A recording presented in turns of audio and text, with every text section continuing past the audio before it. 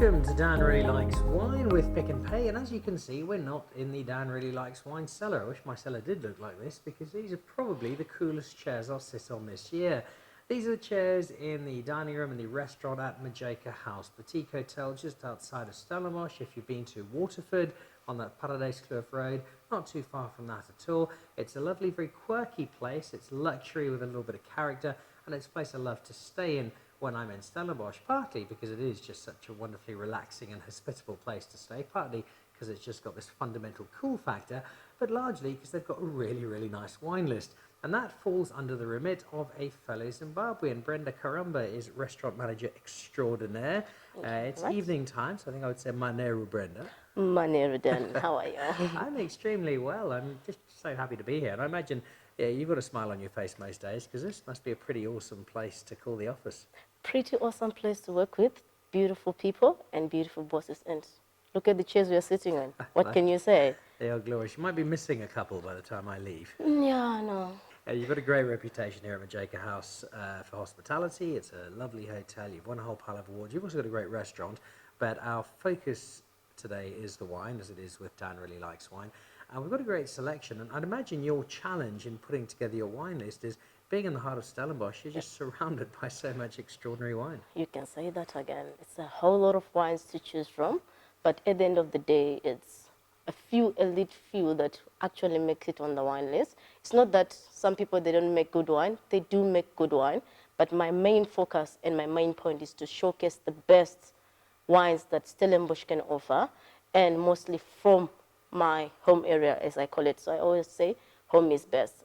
First with my wines around me, then everyone else in Stellenbosch. So that's how I go about it. In terms of the selection, do you do it in tandem with your kitchen, with your chefs? Is there an element of what's going to work well with a particular menu?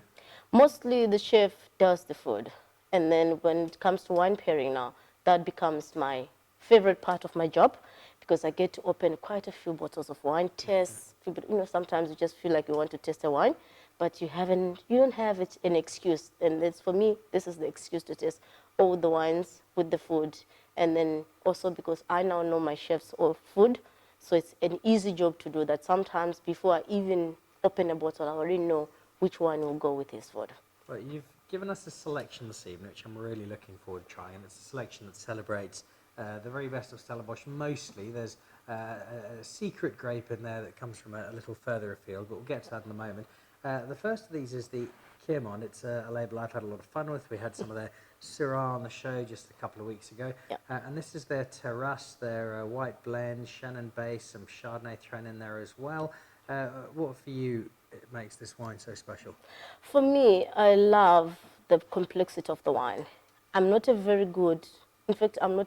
best Sauvignon Blanc person, but if you throw in a blend, it's superb. So the combination that Mark has put in this wine of Chenin being the predominant grape varietal, then I also have Chardonnay. I love Chardonnay, especially if it's wooded and older. Then Sauvignon Blanc, which is not my very favorite baby, but still, it's a beautiful grape varietal. Then some Viognier to add some perfume, some aromas to the wine. So at the end of the day, it's a beautiful combination of the grape varietals that he has put in there, and then it makes beautiful wine with the chef's food. Excellent choice for my food and wine pairing. All right, well, you've sold me on it, so let's give it a try, shall we? Let's do. And if I'm not mistaken, I think the Chenin that forms the basis of this, I think the vineyards are 46 years old. Exactly, 46 years old vineyards that we get on the Blauwklippen Valley. That's almost the last wine farm on that. At the top, you have De Trafford. Then you have those ones. So the grapes are not irrigated at all. They are like natural irrigation on the slopes, 250 to 400 meters above sea level. They get a lot of sun. They are very spoiled. And then the cool breeze that goes along the valley actually makes the grape varietals leaner. It makes them, they ripe a little bit later. So there is more concentration of fruit in the grape varietal. And then Chenin itself, exquisite grape, what can you say? We are renowned for Chenin, so we can say Chenin is our grape. Oh, we certainly are. Well, let's give this a try. I'm really looking forward to it. What else found really interesting? I had to do a bit of research because I haven't been to Claremont, and apologies, Claremont, I will come and visit you. I do promise. I know we've spoken about this on social media. The name, the terrace, it sounds kind of French and exotic, but it simply refers to the fact that they've got those terraced vineyards, and that's a real feature of where they are. Yeah, and also because it was the first water plant in Stellenbosch that we had, so they converted it from a water plant to a vineyard. So their cellar where it's standing now, it used to be a bottling plant. So that terrace that they have where they've got their grapes, that's where they derived their name for the wines at the moment. So Claremont Terrace, having those beautiful vines, it's different patches of Chenin that you get into this wine.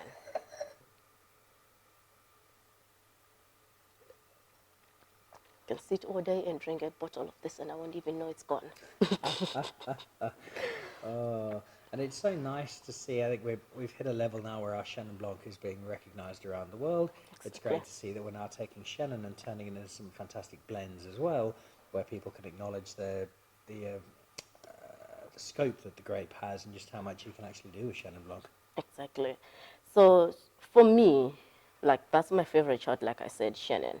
And then for it to be able to combine with different grape varietals, making beautiful wines, it's actually an amazing thing and actually puts us South Africans on the map when it comes to our wine because firstly, we're known for Chenin. And then now we make these beautiful grape varietals. We make the beautiful wines with Chenin being the predominant grape varietal. It's actually make us proud. Like I am proud at the moment about the Chenin. Let's have a look at our second one. And this is a label. You might recall probably a year or so ago, I spent some time with a rather well-known former Springbok, Jan Boeland Coetzee. The man is famous for wearing 2 pairs of shorts when it's really cold, but otherwise just one. And at that point, he was trying to sell me on some Pinot Noir. And it's Stellenbosch Pinot Noir. We don't often think of Stellenbosch being the home of Pinot Noir. And it turns out they're making some really nice versions of Pinot Noir, probably as the world is cooling down. But this is something they're a little more celebrated for, and I know you were very keen for me to try this. The Friesenhof Chardonnay. Friesenhof Chardonnay is 5 minutes away from here. Sometimes we take our guests by foot to test the Chardonnay, which is, for me, has been the best Chardonnay I've ever had. I don't like some Chardonnays that are heavily wooded. This Chardonnay is slightly wooded, giving it that still you have the freshness of the fruit, and then you still have some second characteristics that you get from the wood as well. All right, well, if you've said this is the best Chardonnay you've ever had, then who am I To say no. turn down the offer of Zimbabwe's foremost sommelier? Thank you very much. Apologies to that guy at the test kitchen. No, you won't hold any grudges. Oh, it's a glorious colour, isn't it? It's a beautiful golden color that you get from the wood, and then And it plays really nicely off that, there's just that little touch of gold at the bottom to the label. Exactly. Just kind of reminds you of the essence of this grape and of this wine. Oh, that nose is lovely. nice and lovely. You have those like dried prunes that you get, the dried peaches that you get. Even it reminds me of my childhood when we used to go and pick gooseberries from the fields. You still have a hint of gooseberry that comes out of the wine, which is very nice, very playful and elegant at the same time. Oh, you do sum it up perfectly. That really is glorious, glorious stuff. Oh. But also, as nice as it is, with a great potential for aging, so you can kind of feel where it's just going to soften a bit and where it's going to deepen a bit. We are having a 2016 now, and it has got an aging potential up to 8 years. So you can keep it. That's one of those bottles that you normally have to tuck away, that you don't have to keep looking at it all the time, otherwise you open it. Keep it away somewhere and then open it later on. It will have a slightly beautiful creaminess to it because it doesn't have a lot of wood, so it won't be that big, bold wine that you expect from an older wine, but it will be a little bit lighter. Still has the characteristics of the fruit, but also that creaminess, the butterness that comes from the wood that has been aged. So I do love this, and I agree with everything you say, but there's just one thing missing with this. It's crying out for some food to go with it. Definitely. We here at Majeka Kitchen, we pair this with the beautiful octopus. So I'll ask Sean to bring the food, then we can try the food with it, and then So you there we see go. our We beautiful just happen combination. to have a very convenient Sean hanging around in the corner. Hanging. Oh, There we would go. that be fig with octopus? Yeah, explain. That's an inspired combination. So we have some figs, fresh figs. Then we've got salt bush and the octopus, which is been steamed a little bit. Eaten a lot of fig, and I've eaten a lot of octopus. I've never eaten fig and octopus together, and throw in the salt bush.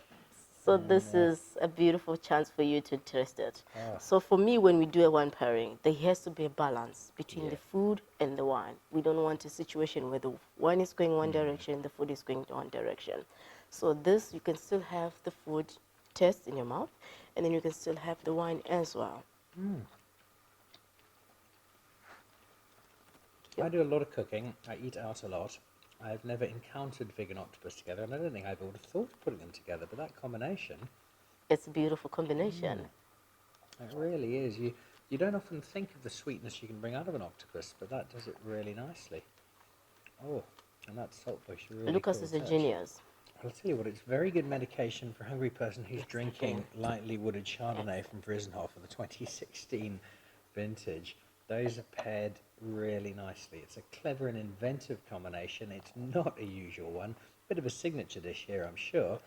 That's worked really, really nicely. Thank you very much. And thanks to our chef for making such a beautiful dish as well. Nice, well done, chef. All right, so we've had two lovely whites from the Stellenbosch area, that Terrace, the Chenin-led blend, and the Frisenhof Chardonnay, which, as you can see, Brenda delights in, and I think it's pretty good as well.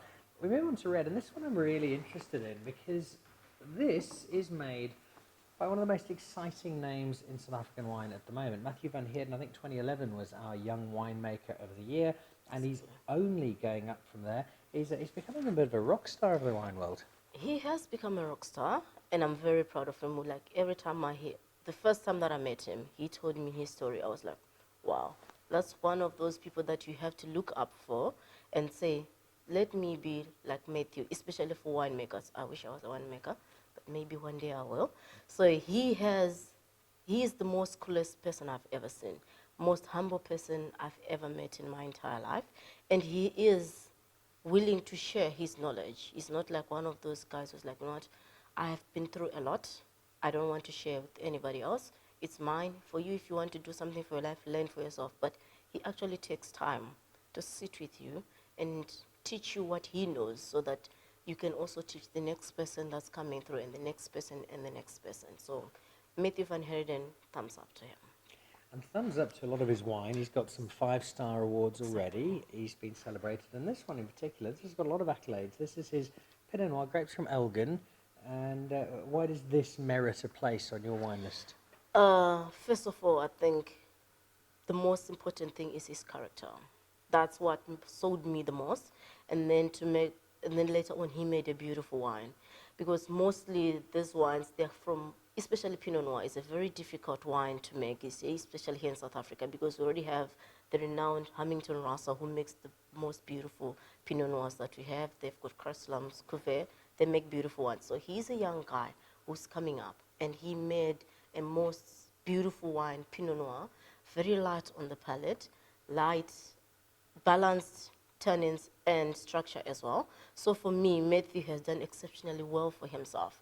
That's why he will always have a place on my wine list as a young winemaker and also as a boutique winemaker, because I'm also a boutique hotel. So why not? That's a great combination, isn't Yes. it? All right, well, we have to try some because I can't resist any longer. I've got a particular soft spot for Pinot Noir. Yes. As regular viewers of Dan Really Likes Wine will know, my barbarian of a wife doesn't like Pinot Noir. Very badly brought up, clearly. But it leaves more for me, I suppose. Yeah, exactly. Beautiful raspberries, beautiful strawberries. And also understated. There's nothing that punches you in the nose. It just invites you in and says, Exactly. That's for me. That's what wine should be all about. It should be more inviting, rather than chasing you away.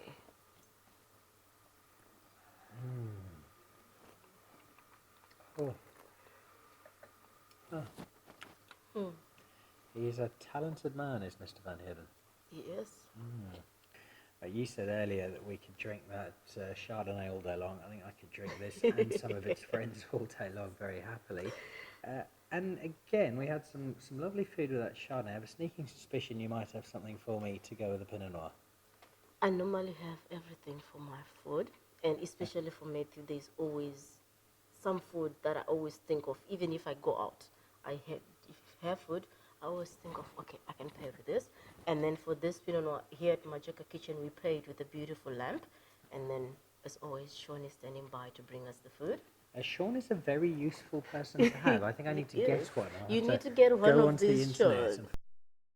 All right, so what do we have here, Brenda? We have got some Brenda sauce at the bottom, some nettle pesto, pickled. Nettle pesto? Yes. Really, or did you just make that up? No, Sound no, really no, cool. no. If I make it up, chef will definitely do something to me. And then we have got some pickled daikon and this veal lamb as well. And a little bit of lemon zest on top. And here we go. Good bit of sous vide meat, when done properly, is hard to beat. I actually picked that lemon zest up first of all. That was the first thing that leapt onto my palate. And gee, that lamb is rich, wonderfully so. Oh, I'd actually like to try it though. I think this works beautifully. I think that Chardonnay could also do quite nicely with this dish as well, because they cut through the fat of the meat while playing off the lemon zest a bit. And what I do love is you've given us here what is very much a small boutique self-made man producing a limited amount of wine versus something like Frissenhof, which is a bigger, more established label. And so you're giving it the best of both worlds in terms Giving of best where of the wine's both come worlds, from. yes. All right, I'm going to wash down the last of that lamb. And I'm quite interested in what you've chosen, because what you've chosen is wine that comes from a place I know as being Cabernet Franc territory, but which also, from the reading, I haven't actually tasted yet, but it's wine that's got a lot of acclaim as a Cabernet Sauvignon from Rainbow's End. Now, you'll remember we were at Oldenburg not that long ago with Taste Lombard and his team, and we tried some of their wine, and they spoke about Rainbow's End, and particularly about that Cabernet Franc. But this Cabernet Sauvignon, if I'm not mistaken, this is the one Michael Freejohn used at the International Wine Challenge in Perth. Yes, that's the one that we have. And surprisingly, it has got 3 different clones that you get in this wine. There's a French clone number 37, a German clone number 163, and a South African clone number 37 and 162. And she did that without notes. That's very impressive. So it's wines from different pitches on the farm, and then blended all together after they've done the whole berry picking and all that stuff, and then fermented actually in 53% of it is in new barrels. Then the rest is in second and third fill barrels, so that you don't get that much overly oaked wine that you get, but still keeping the intensity and the color beautiful and perfect. Well, it's the perfect wine with which to finish our journey through the Majeka wine list from the Bangkok Valley, home to people like Bartony, who also make such lovely Cabernet Sauvignon. The work-shy Michael Jordan and his wife Rose, who really runs the business and is the real boss. There we go. So this is just up the road from them. The Rainbow's End Cabernet Sauvignon. Look at that beautiful color. It's a dark ruby color that you get. It's just all regal and aristocratic, and come and drink me. Yum. Then once on your nose, you've got those dark berries that you pick up, the chocolate, the cigar box. It's just beautiful. And that underlying hint of German clone 167. Yes. Well, it's a really good way to finish, and it's a really lovely wine list, and it obviously goes a lot further than just 4 bottles of wine. You've got a great selection and a great menu, and you clearly have a lot of fun doing what you do, and I think you've breathed a lot of life into this particular wine space. It's actually very interesting because a few years back, I was one of those people who said, I don't drink wine, I don't drink alcohol. Then a certain lady came into my life, Josephine Gutenhoft, who was the sommelier. She taught me there's more to the wine than just alcohol. You have to understand how the wine is. You have to understand what went through the process that goes through in it, and later on learn to love the wine. So once I put my mind to it, okay, I need to learn about it, and it became very interesting for me. It became a thing that I was like, not, I can actually do it, and I enjoy it now at the moment. So visiting every wine farm, tasting different wines, being able to do my own thing on my wine list, it's actually very, very nice and very refreshing and makes me happy. Well, it's been a fantastic journey. You arrived at Majeka House as a waitress. You now find yourself as restaurant manager with clearly encyclopedic knowledge, but more importantly, great passion for wine. Thank you for sharing that passion. Thank you for sharing all this fabulous wine with us. And thank you in advance for sharing these chairs with me, which I'll be popping in the boot. Majeka House just outside of Stellenbosch. Lovely spot, one of my favourites when I'm down here, right in the heart of wine territory, and it is its location that inspires people like Brenda to find the very best of the area and to bring it together and to give us some wine such as this. The Cabernet Sauvignon from Rainbow End, Matthew Van Heerden's lovely, lovely Pinot Noir, the Terrasse from Quermont, and that Chardonnay, which is rightly fated by Brenda from Frisnov. Just a small selection of the wine that's available here and an even smaller selection of the incredible wine that's available across Stellenbosch. If you'd like to get stuck into some of it, great place to start is with Pick n Pay and their wine club and Pick n Pay wine online. Go and have a look, start looking for some great Stellenbosch wine. You won't find everything we have on the show, but you will find some wonderful examples of what really is one of the wine capitals of the world. The next time you're in that wine capital, drop in at Majeka House, ask for Brenda, tell her Dan really likes wine, sent you along for a glass. Cheers.